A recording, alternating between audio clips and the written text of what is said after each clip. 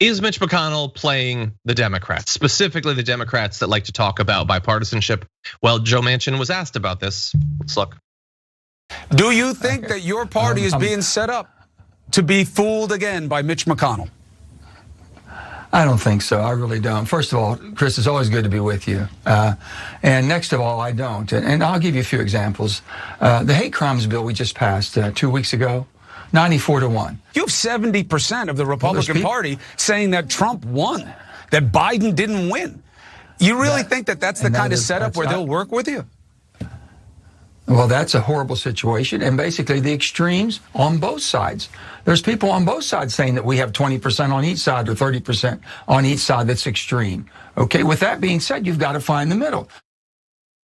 Okay, so he just did the both sides thing, and he couldn't even come up with anything. So he was told 70% of Republicans think that Trump won the election. He's like, well, yeah, there's 20 to 30% on all sides that are bad in some way. No, we're saying the vast majority of Republican voters think that the election was stolen and supported the Republicans stealing it back.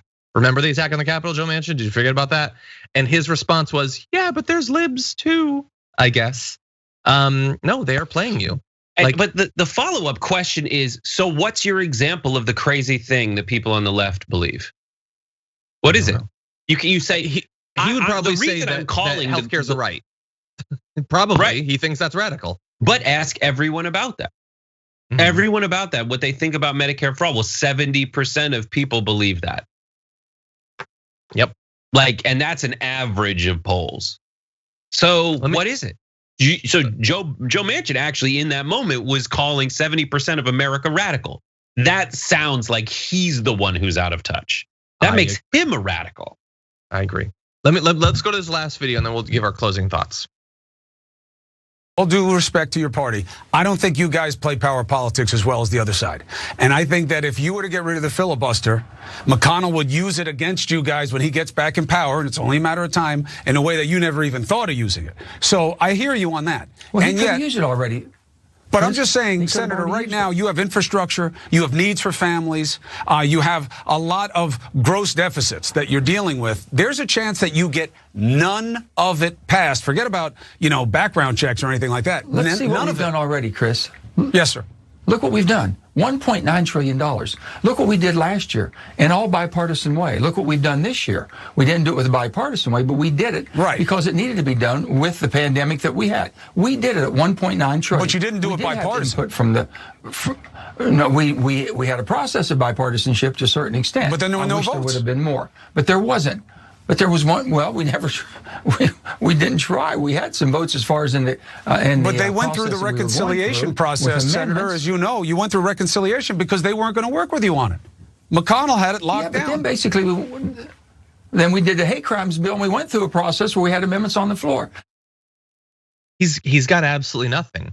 Look at what we did. Look at the stuff that they passed under Trump. And then we spend months trying to do it here, and then not a single one will vote for it. And he said, well, we didn't try.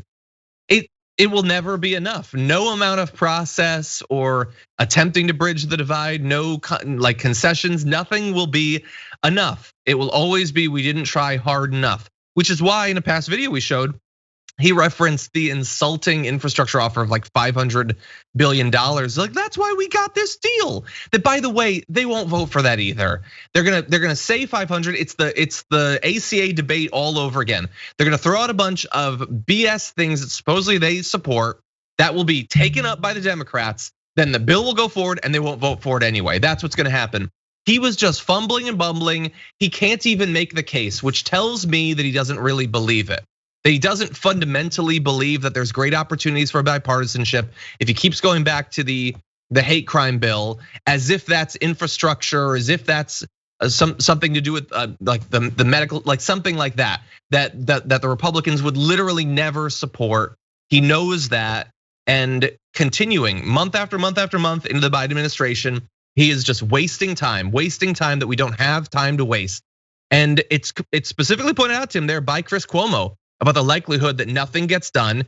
He knows the political implications of that, what would happen if the Democrats don't deliver, and he has not budged on that. He still believes, yes, we should waste more time trying to get Mitch McConnell, a guy who says he's not gonna work with us on literally anything. We gotta get his vote. And that's what we should put our time into. There's a lot in there. One, he's either lying or the dumbest person on the planet, right? And he became a senator. I just don't think that he's the dumbest person on the planet. So there's got to be some other motivation. TYT always says it's how he gets his money and his donors and all of that.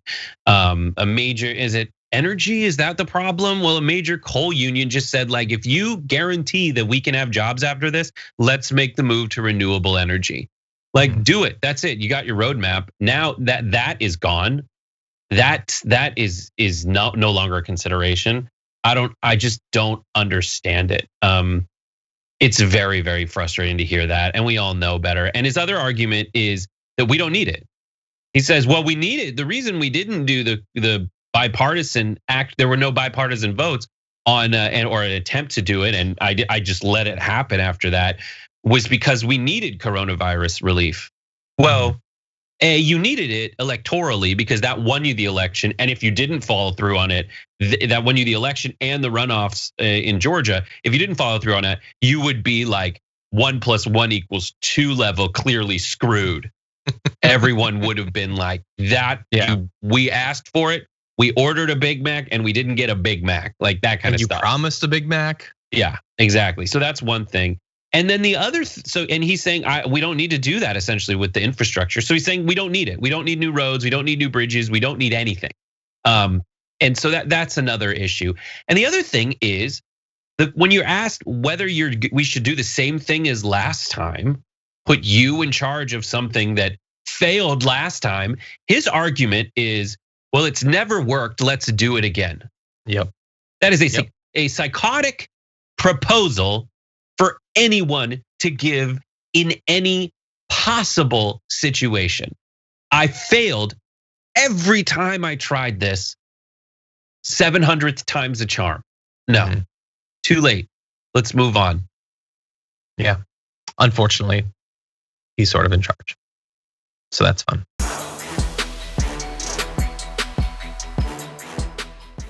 Check out the Damage Report podcast each day, wherever you get your podcasts, whether Pocket Casts or Stitcher or iTunes. You can join me as I give you the news and stories you want, with a range of co-hosts and interview guests jumping in on the fun each day. Again, that's the Damage Report, wherever you get your podcasts. And if you get them at iTunes, don't forget to rate and review. Sometimes I'll read them live on the show.